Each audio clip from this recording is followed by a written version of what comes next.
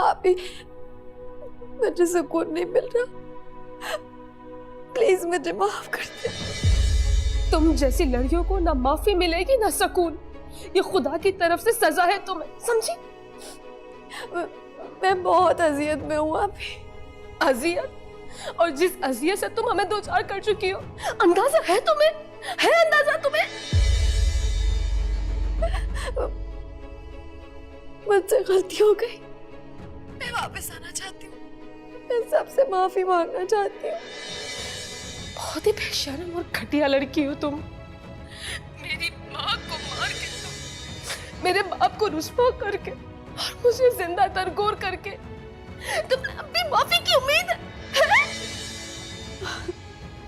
खुदा के लिए आप भी मुझे माफ कर। खुदा को बीच में मत लाओ तुम। जब तुम ये कदम उठा रही थी तब कहाँ था खुदा? तब तुम्हें खुदा का खौफ आया था? अल्लाह तुम्हें बर्बाद करे जिस तरह तुमने हमें बर्बाद किया है।